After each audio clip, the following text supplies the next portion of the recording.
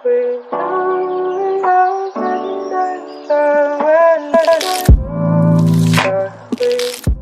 you guys, welcome to another weekly reading vlog. I just finished A Girl the Sea Gave Back.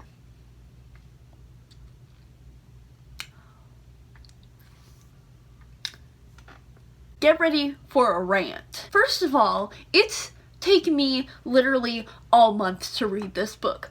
It is not a long book. I can finish a book like that in a week. The fact that it's taken me a month goes to show the fuckery that's about to happen. I can't even give a synopsis of this book because, quite frankly, there is none. Because this book, you guys know, if you guys saw my most anticipated releases video, I don't know, I think it's right here. This was one of them because, you know, it had the sea in the title. And it said the title, The Girl the Sea Gave Back. I was like, yeah, that sounds like my shit. It has nothing to do with that. What I can tell you is that we follow two perspectives.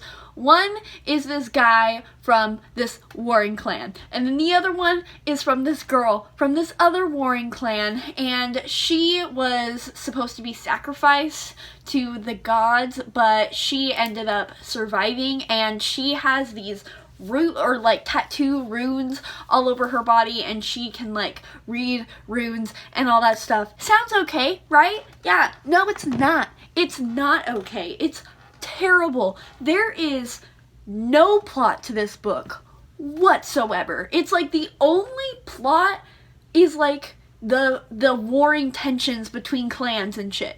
But like you don't even know who these clans are because the amount of info dumping, like I don't know how a book can simultaneously be so info dumpy and yet not teach you anything about the story whatsoever. I don't know how that's possible, but somehow it happened, and Adrienne Young did that. That's what she did. So, congratulations, you did the impossible, apparently.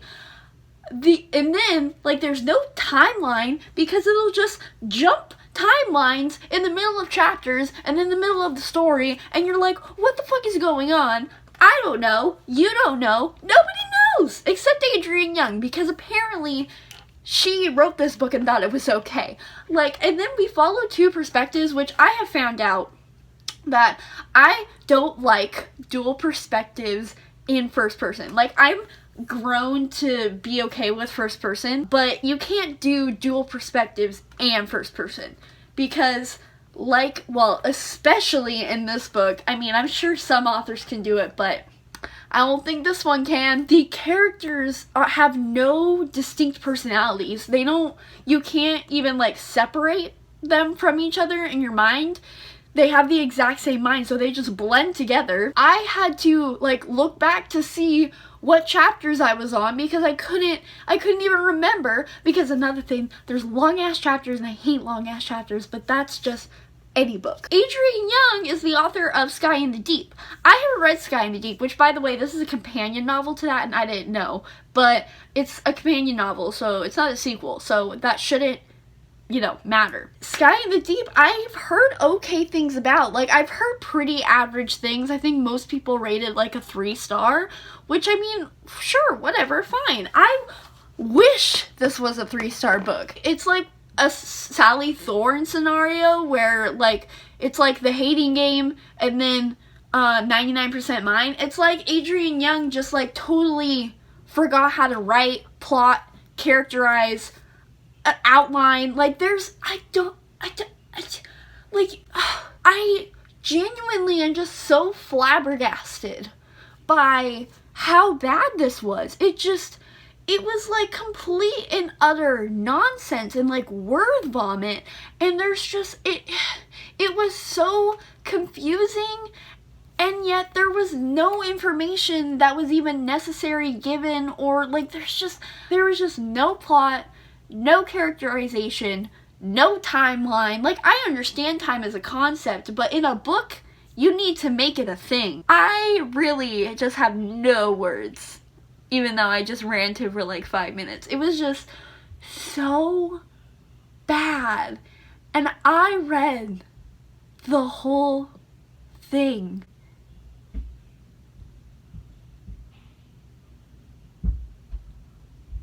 I'm going to try to move on from that catastrophe and forget I ever read it.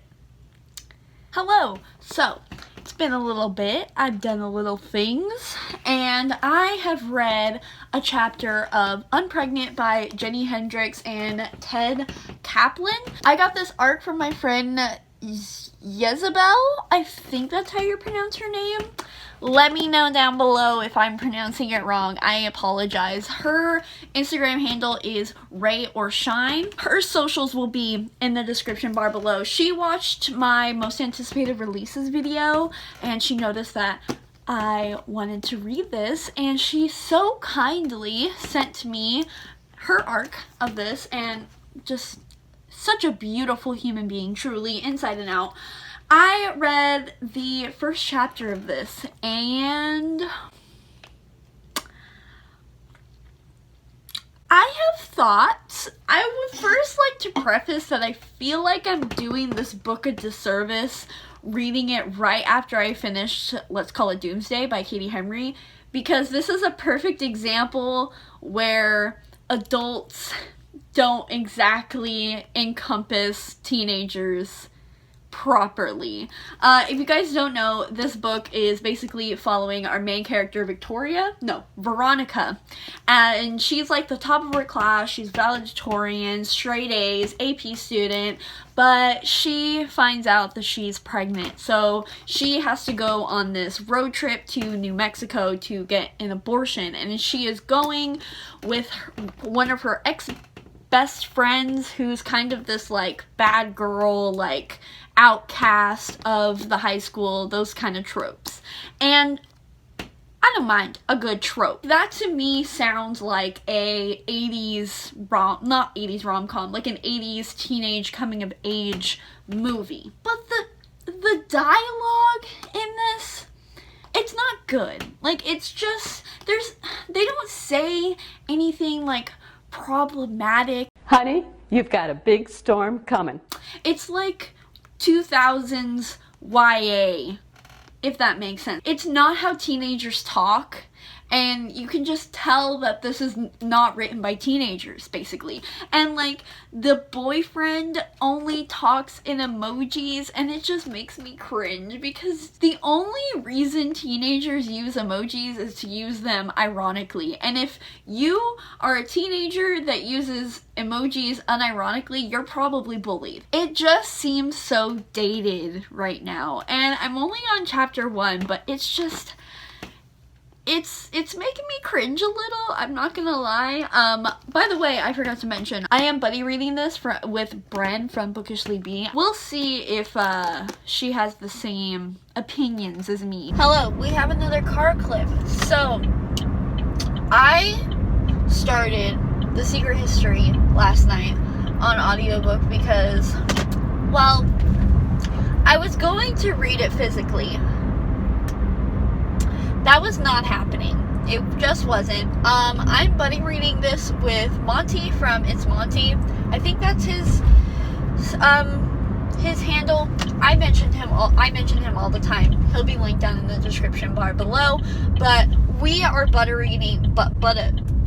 reading this, and I've been failing at buddy reading, but I usually always fail at buddy reading. But oh my god, I can't talk. I always fail at buddy reading. I'm 15% done with the audiobook. And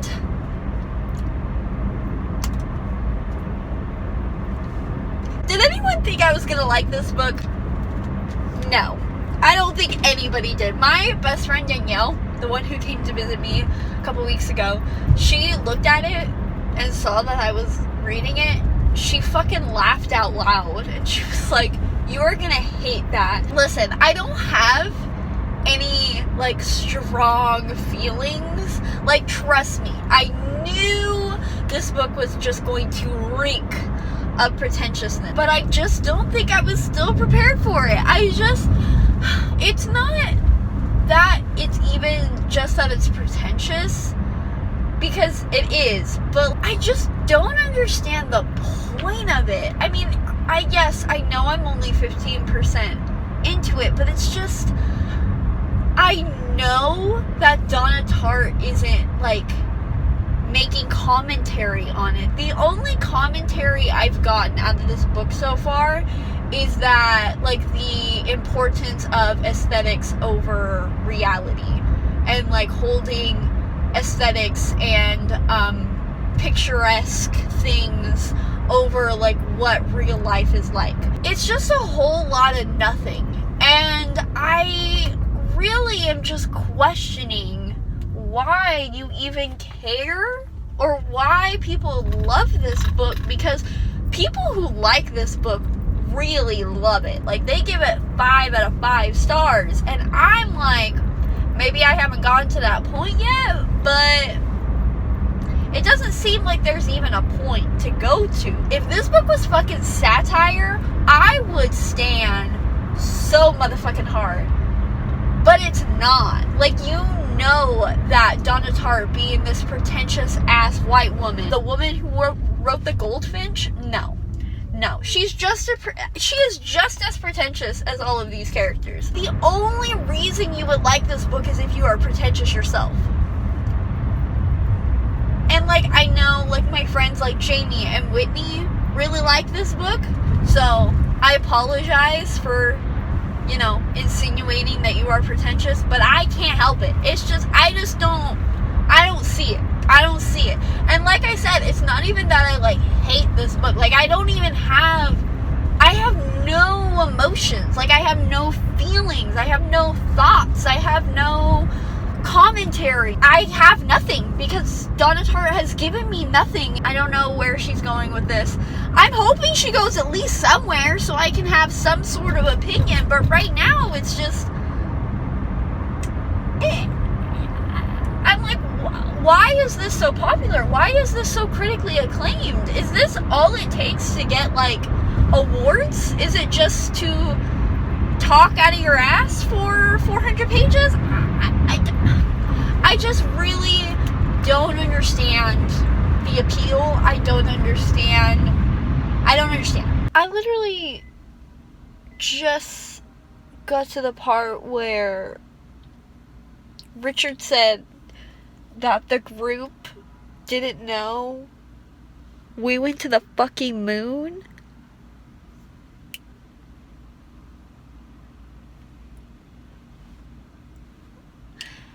See, these are moments where I'm like, is this satire? But I really don't think it is. I really don't think it is. And maybe I have to read more. Maybe it is. Let me know if it is. But I really don't think it is. I'm pretty sure Donna Tartt is 100%, like, being real right now. She's not fucking with me. I don't think she's fucking with me. How do you... These people are in college. What in the fuckery? Hello, guys. So it's Sunday. I am eating some ramen that I made, and I want to know, how do you guys make your ramen? Personally, I'm a no broth kind of gal. I actually make, like, a mayo-based kind of sauce with, like, the seasoning, and I also put Spam in my ramen, because if you don't put Spam in your ramen, you're not doing it right. The same night that I gave the girl the C gave back 1 star, I decided to DNF Unpregnant, and I actually gave this 1 star because I didn't know that, and this is my fault, because it's in the synopsis apparently on Goodreads, that the boyfriend actually messes with the condom. And I ranted to you guys when I was, like, in a fury, but I'm not going to include that because I was really mad. And, yeah. But basically, it's not that I don't think that that stuff happens, because obviously that is just another form of, like, casual rape, and I'm sure it definitely happens, but the way, I just don't think these authors are equipped enough to write a story dealing with sensitive topics like abortion, because So far, as I've told you guys earlier, the writing in here is just not good at all. It's just very, not necessarily cheesy. Well, I guess maybe cheesy is the right word, but it's just really bad writing. And so it just comes off as super cheap to me, and maybe that's my own opinion, and you can pick this up and try it out if you want, but the person who actually gave me this arc, Jezebel, she had the exact same feelings as me, and she finished the book, and she said that it didn't get any better, and that it just really wasn't great, so I am definitely not gonna be reading this anymore. So we are canceling her. Also, I did mention, I don't know what Ted Kaplan, what his role was in this book, but I don't want appearingly, I don't know, but appearingly cis men anywhere near abortion stories. I don't want it. I don't want their opinions. I don't want their input. Stay out of it. I don't care. I don't care what you have to say. Even if you agree with me, I don't care.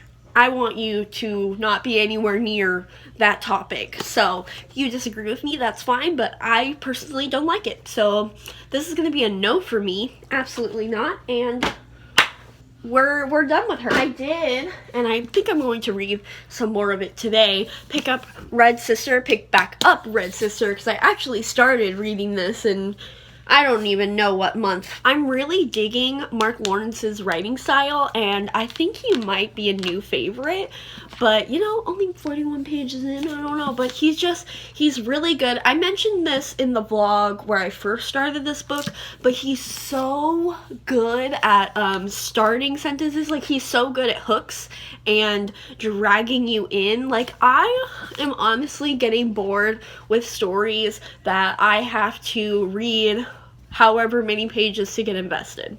For instance, I've been reading Sorcery of Thorns. I'm on chapter 4 right now. This is one of those cases where I have to read to get invested because right now I'm bored. I'm bored. And obviously, it is only 30 pages, so obviously I'm not criticizing it for it. I'm just, as an example, this hooks you in page 1. And I, right now, am at a place where I need that because I'm not feeling slumpy, but I'm feeling impatient. If you guys don't know what Red Sister is about, it's basically just nun assassins. It's like Grave Mercy, but adult. And it's really good. And then I also started Ruin and Rising. Why did my voice just do that? I'm only 13 pages into this, so, you know. I am so excited to finish this trilogy, even though I have been like enjoying this. I just really want to read Six of Crows. So I'm reading Ruin and Rising, and let me just say that Leigh Bardugo is going in on this conclusion. Like, there have been so many good lines in here. I'm just saying, Alina is fed up. She is tired. She is not having it anymore, and I am so fucking pumped for it. I just read the scene where Alina visits the Darkling, and I fucking love them so much. The flavor of Alina and the Darkling is just delicious, and we could have ate so well. Okay, so I at first wasn't a huge fan of Alina and Nikolai, but I think they make a really good team. I don't know if I ship them together. No, actually, I know I don't really ship them together, but I think they would have made a great, like, king and queen, and they're very powerful. Like, definitely like a bro TP, I would say. Again, just another opportunity lost. It's just, this book is just gonna be all of the missed opportunities. Yeah, put that down. I finished her, and first, let me just say, I flew through this book. This book went by so quickly. You were just the Roman, and it was going on from there. I just want to say, before I get into my thoughts on this conclusion, I really, really enjoyed the Grisha trilogy a lot. I don't know if it's the majority, but definitely like the loudest voices are that this trilogy is bad. Everybody says that just skip it, just read Six of Crows, just read Crooked Kingdom, and I don't understand. It's like, maybe it's because, maybe if you like start Six of Crows and then try to go back, you like really see the bad writing. But obviously, authors, you get better writing as you go. And let me just tell you that this book, Bardugo was not playing. She was not playing with her writing in this one.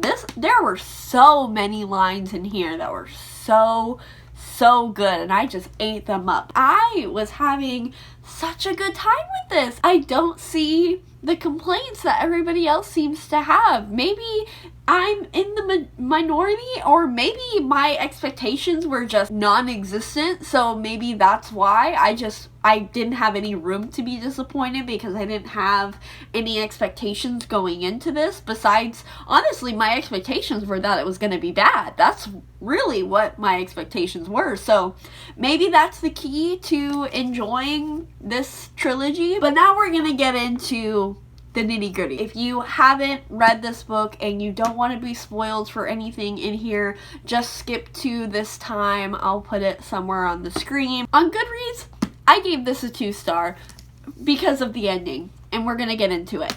But in reality, I'm just being petty. And this is honestly still a 4-star book, just as the other 2 books were. But it's a 2-star because of the fucking ending. The whole thing about Mal being the third amplifier. You guys know I am a certified Mal hater, just as every able-minded person should be. Point blank, period. So take this with a grain of salt. I really do hate him, but I'm trying. It seems all of Alina and Mal's interactions just seem so forced to me. Mal being the third amplifier just further proves that point. Like, Leigh Bardugo just wanted them to be together so badly, and I really just don't understand. Like, is it just the friends to lovers childhood trope? Is she just like really like it? And like, that's fine. Like, I could be down with that trope as well, but at least make him a good person and make him like actually like her. And the point of this book is that the entire book, Mal actually wasn't bad in this book at all. He was actually super supportive, and he was fine. Like, I had no problems with him, and that further made me even more mad, because it was as if like the author just made him okay so then we would forgive him in the other 2 books for being the worst. And it's like, no, I'm not. You can't just have him completely do a 180 and expect me to forgive him for this past actions in the other 2 books. He was legitimately the worst. Let's recap, shall we? The first book, Shadow and Bone, we find out that Alina literally starved herself of her power and thus her, life force, because she was holding on to him so much, and he didn't even give her the time of day. And that's very important, by the way, because Leigh Bardugo tries to backtrack on that point in this book when Alina asks Mal if he noticed her when they were kids, and he was like, yeah, a little too much, blah, blah, blah, like we were just... No! It's in Shadow and Bone! I can pull up the receipts of Mal literally saying that he didn't notice Alina until she started to eat and actually started to use her power. And then in Siege and Storm, there are constant quotes of Mal bringing Alina down for wanting to use her power. And like, granted, yes, you can use the excuse of, oh, he just didn't want her to become the Darkling and blah, blah, blah. And yeah, I could see that to an extent, but it's the tone in which he says things. And you can specifically see the treatment of him and how he sees Alina being independent and being a powerful sun summoner to Nikolai, who is extremely supportive of her. And granted, of course, Nikolai has his own agenda, whatever, but it's just the point of you can be cautious but still be supportive. And then in this book, we just get one comment about Mal being like, yeah, I used to fear your power, I used to blah blah blah. And it's like, no, I need more. If we are gonna get a redemption arc from Mal, I needed more from that, from him accepting that he was a dick. And if we did get more of that, maybe I would be a little bit more sympathetic. Because this whole book, a Mal sympathizer, it was just so cheap to me. It just made me even more mad. Like, I wish he was just a dick, just as he was in the other two books, because at least that's what I was expecting. I don't want him to just be good and supportive just so we can ship them together in the end, because we know that they're gonna be endgame. I hate that Alina doesn't have her powers anymore. Like, that was just whack. Also, what I was saying, the only logistical, critique I have, the end battle scene was weak. It was really weak. And I don't necessarily fault Lee Bardugo for doing that, because doing an end battle scene is really stressful and a lot to handle. But the other two were just so good, and this one just was all over the place. Also, the whole thing with Nikolai becoming one of the Darkling's lone monsters, I feel like that was a little cheap as well. Like, she just needed to get him out of the story so Alina didn't get with Nikolai. And it wasn't my cup of tea, but I'm not super mad about it, I guess. In reality, I'm not as mad as I maybe thought I was going to be. As much as I hate Mal and Alina together, I did enjoy the epilogue. I am happy for Alina. As much as I hate Mal, I am happy at where Alina is now. And, look what I can start now, bitches. Let's fucking go. I'm so ready for this damn book. Good morning, everybody. I started 6 of Crows. I knew it was gonna be good. I knew I was gonna give it 5 stars. Before I even read a single page, I knew it was gonna be so good. Because how could it not be? Fuck, it's so good. It's so good. This reads like an Ocean's 11 movie. It is so intricately done. And I already knew. I said this when I was reading the Grisha trilogy. Lee Bardugo does banter so well. Ben knew I was gonna be a Kazbrecker stan. I also didn't know that he was actually disabled. I knew he had a cane, but I just thought that was a fashion choice. I just thought it was for aesthetic purposes. But no, this boy actually has a bad leg, and I'm like, okay, come through. Inej, I really love that she's religious, because I do love some discussions of religion in my books.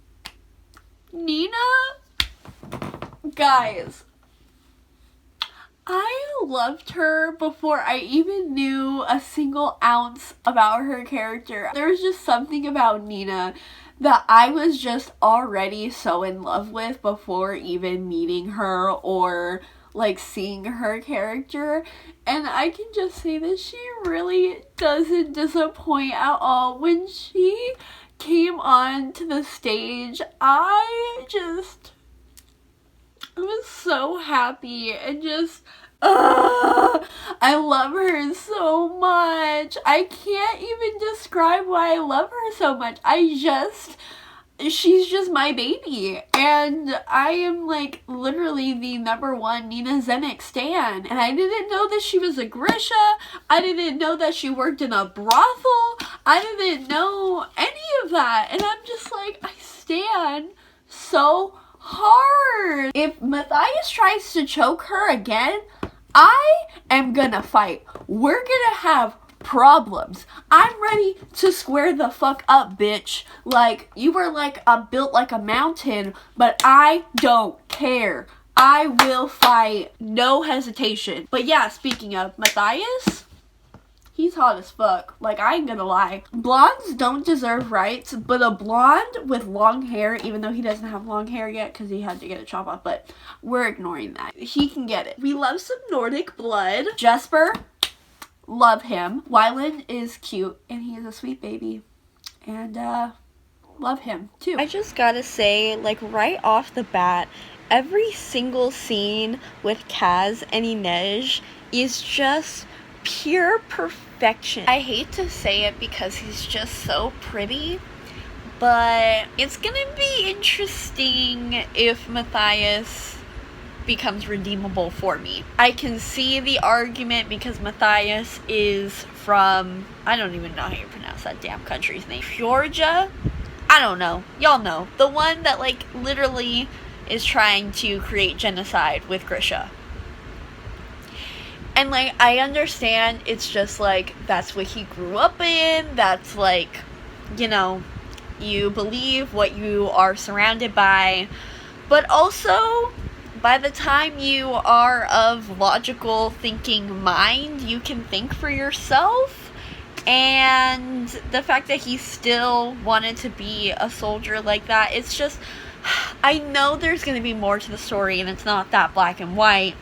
And he obviously helped Nina escape capture from them. That's clear. But I don't like that. I really just don't like that. So we'll see what happens. We'll see if he gets some redeemable qualities. I mean, I'm sure he will. And I'm sure I'll be able to sympathize with him better. But for right now, I'm very sus towards him. Listen, I don't know the full story yet, but every single time Matthias brings up the fact that Nina branded him as a slaver, and he is just abhorred by that fact, I roll, like, automatically, because, boy, did you forget that you literally had 15 Grisha slaves, basically slaves, in slave-like conditions underneath your boat? I just don't understand the logic behind him feeling so betrayed that she did that to him when it's really not that far off from the truth. Kaz used the body of his dead brother to get back to the city? Oh my god! Oh, okay, Jesper, come through with the secrets. I see you. We love that. A man of mystery. Oh my god, Inej using Kaz's gloves in order to climb? Ugh, the symbolism. I will have you without armor. I will not have you at all. Yes! Yes! Guys, I fucking did it. I read 6 of Crows. I feel like this is just such a historical moment for me and my reading journey. Wow. I'm like so proud of myself, and I'm so happy that it was just as good as everybody says it was. There's nothing I'm gonna be able to say that's gonna be anything new to anybody. I don't have any, like, revolutionary thoughts to anybody else who's read this book. Like, it's just, it really is just pure perfection. I am just so impressed by her. That's all I can say. I am just so impressed by her skill and her ability to craft characters and craft worlds. I'm just in awe. I can't see reading this book and you being disappointed. Genuinely, like, interested to hear people who, like, don't like this book, because I really can't think of any downsides to this. And you guys know I can find pretty much anything to complain about, as I'm gonna go pick up Crooked Kingdom and I'm gonna start reading, and that's all I gotta say. You know what? I thought I was done talking, but I'm not, because I'm just sitting here in my bed and I'm just thinking about this book, and like I literally could almost get emotional right now. I could full on cry because this book really made me feel like a teenager again. The love you feel as a teenager reading a book and like falling in love with it for the first time, and like just those raw emotions. I just never thought I would feel those about a book ever again. It's like those kind of feelings is like different than like loving a book, because I've read plenty of books this year that I absolutely love. Like even Song of Achilles is my favorite book of all time, and I like absolutely adore that book, and I love it so much, and it's just so beautiful. It's one of the only 2 books that have ever made me cry. But even like that kind of love and appreciation is different than the emotions and like the just the feelings you get like when you're a teenager and you read a book. The only other series that I really had these feelings towards was like the Infernal Devices. I never thought I was gonna feel that way about a book ever again, because I thought I just like kind of grew out of that, but this is like so crazy. I knew Six of Crows was gonna be so good and I was gonna love it. Like I knew I was, but it's like it's different when you actually experience it. I feel like I'm being very dramatic right now, but I also know that a lot of you guys are going to understand and relate and feel exactly the same way, so I don't feel too bad. But yeah. Hello you guys. So today was my first day back at school, and I am absolutely exhausted, and this vlog is already super long. Real quick, let me know if you guys like these longer vlogs. I mean, sometimes I just don't have the content for it, but there are also times where I have plenty of content when I read like a particular book that I have a lot of thoughts on. Let me know, like give your honest opinion if you guys want me to cut these down, if you guys like the length, if you want them longer. Let me know. I am perfectly okay with accommodating what you guys like. On another note, I did go thrifting, obviously. New city, gotta go to their Goodwill, and I found the Barnes & Noble edition of the Grimm's Complete Fairy Tales. These are one of those leather bound editions with the sprayed edges, and it has beautiful illustrations in it, and I'm like $1. I truly am amazed by Goodwill. Like, blows my mind. Maybe I'll go thrifting tomorrow. I'm in a thrifting mood, so we'll see about that. So the first book I read this week was A Girl to See Gave Back by Adrienne Young. I gave this 1 out of 5 stars, so not good. And then I finished Ruin and Rising by Lee Bardugo, which I gave 2.5 out of 5 stars. It's really a 4. I'm being salty about it. And then I finished The Baby, Six of Crows, which of course I gave 5 out of 5 stars. And then I finished this bad boy. I finished The Secret History by Donna Tartt, which I gave also a 1 star.